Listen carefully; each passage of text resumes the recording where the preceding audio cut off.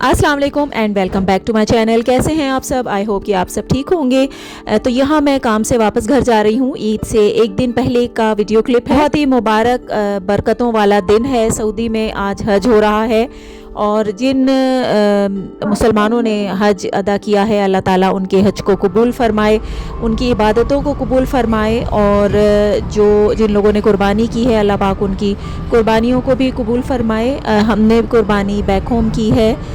हम लोग हमेशा बैक होम ही करते हैं, कभी कभार यहाँ भी कर लेते हैं, लेकिन ज़्यादातर पाकिस्तान में ही हम पैसे भेज देते हैं और वहीं पे हमारी कुर्बानी होती है। यूके में इतने साल रहने के बावजूद भी अभी तक हमारी ईद परदेशियों की जैसी ही होती है, बहुत ही सिंपल और सादा सी। वक्त के साथ साथ अब मुझे लगता है कि ईद की वो सेलिब्रेशंस नहीं रही जैसे कि पहले हुआ करती थी। और ये वाली जो ईद है, ये वैसे भी कुर्बानी की ईद है, तो इसमें इतनी कुछ ज़्यादा तैयारियां नहीं होती हैं और हमें तो वैसे भी ईद का कुछ ख़ास पता नहीं चलता यहाँ पे अब्रॉड में रहते हुए। बस वही एक नॉर्मल सा दिन होता है। कुछ कोशिश करते हैं कि कुछ थोड़ा सा एक्स्ट्रा कर लें ताकि पता चले फैमिली को भी कि भाई ईद है। तो बस काम के बाद मैं सीधा गई थी आइसलैंड। वहाँ से ये थोड़ी बहुत चीज़ें ली थी और बाहर स्टॉल से ये थोड़ी सी धनिया और ये सारी जो वेजीज़ हैं ये मैंने ली थी। तो ये चीज़ें मैं लेती हुई आई और फिर आके जो है वो घर के काम स्टार्ट हो गए। काफ़ी बिजी टाइम गुजरा, तो इस वजह से मैं पहले से कुछ भी तैयारी नहीं कर सकी, ना तो डीप क्लीनिंग कर सकी। घर आके बस मैंने ये टीवी लगाया और हज तो वैसे तो ख़त्म हो चुका था। सऊदी में तो शाम का टाइम हो गया था, बल्कि रात ही होने वाली थी। तो खैर जो भी टीवी पे उस टाइम आ रहा था, रिकॉर्डिंग्स वगैरह मैंने लगाई ताकि मैं देखूं। हज जब भी होता है तो मैं उसको टीवी पे देखती हूँ और बहुत ही अच्छा लगता है उसे देखना। जब खुद ही सारे काम करने हों तो बहुत से काम रह जाते हैं।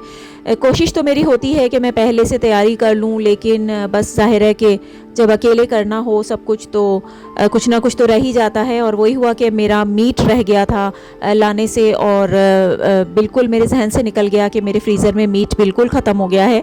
कुर्बानी वाली ईद है और कुर्बानी हो भी रही है अल्हम्दुलिल्लाह, लेकिन बैक होम हो रही है तो यहाँ तो हमको ख़रीदना पड़ता है मीट।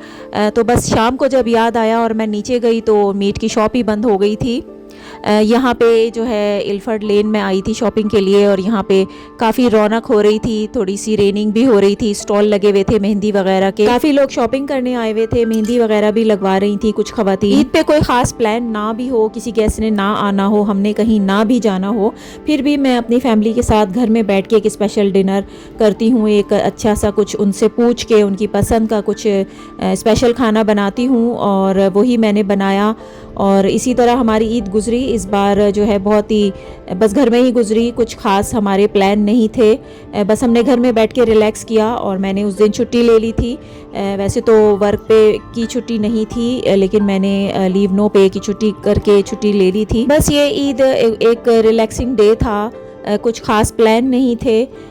बस खाना बनाया, सारा दिन तो खाना बनाने में ही लग गया। कुछ पहले से तैयारी भी मैंने नहीं की हुई थी। तो ईद का दिन जो है वो नमाज़ पढ़ने पहले हम सुबह गए, उसके बाद आके कॉल्स वगैरह की बैक होम और मैसेजेस वगैरह किए इधर उधर फ्रेंड्स को, फैमिली को, और फिर आके कुकिंग की और फिर हमने एक साथ बैठ के खाना खाया।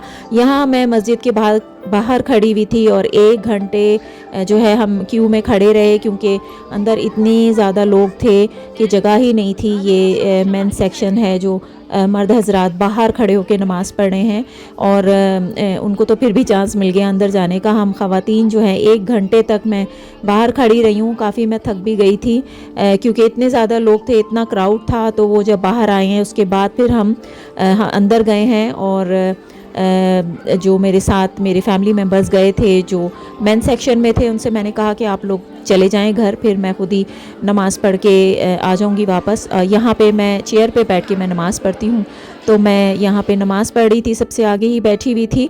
मस्जिद पे नमाज़ पढ़ना मुझे बहुत अच्छा लगता है और ईद पे मैं ज़रूर सुबह कोशिश करती हूँ कि मैं ईद की नमाज़ मस्जिद में जाके पढ़ूँ। बस यहाँ फिर जो है इधर आए, कुछ चीज़ें लेनी थी तो ये रेस्टोरेंट के बाहर हलवा पूरी करने वाले और मिठाई लेने वालों की क्यूज़ लगी हुई थी। नमाज के बाद यहाँ आई, मुझे मीट लेना था तो देखा तो मीट की शॉप खुली हुई थी। मीट लिया और वैसे भी शॉप तो खुलनी थी क्योंकि बकरा ईद है, तो ज़ाहिर है ये लोग बुकिंग वगैरह कर रहे थे और काफ़ी महंगा इस दफ़ा तो तकरीबन 300 का था शायद शीप और लैम, और मोर देन 300 का था दोनों, कुछ मुझे ठीक से याद नहीं है। बहरहाल मीट मैं लेकर आई, उसके बाद मैंने निहारी बनाई और ये सिवैयाँ बनाई। प्रॉन करी एक दिन पहले मैंने बनाई थी तो वो प्रॉन करी थी, और ये चीज़ केक भी था। तो बस ये मैंने और छोटे बेटे ने हमने बैठ के खाना खाया। इसको मैंने अच्छे से लगाया ताकि अच्छा लगे इस तरह से खाना और ईद का थोड़ा सा एहसास हो। बस बाकी लोग काम पे गए हुए थे तो इस वजह से बस हम दो ही थे घर में। तो ईद का दिन जहाँ बहुत खुशियों वाला होता है, वहाँ हम जैसे परदेसियों के लिए काफ़ी इमोशनल डे भी होता है।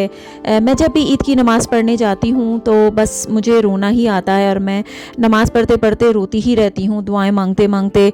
मुझे अपने बहुत याद आते हैं मेरे पेरेंट्स की। तो खैर ये दूसरी ईद है, तकरीबन 2 साल हो गए उनको गए हुए। मेरी अम्मी की पहली ईद है और अब्बू को 2 साल हो गए। तो बस वही सब याद आता है और इमोशनल डे होता है बहुत, लेकिन फिर भी स्पेशल बनाने की कोशिश करती हूँ अपने बच्चों के लिए, अपनी फैमिली के लिए। यही हम माँओं की खुसूसियत है कि दिलो दिमाग में जो भी चल रहा हो, जो भी ख्यालात आ रहे हों, जितने भी टायर्ड हों, लेकिन अपनी फैमिली के लिए सब कुछ करने के लिए तैयार रहते हैं।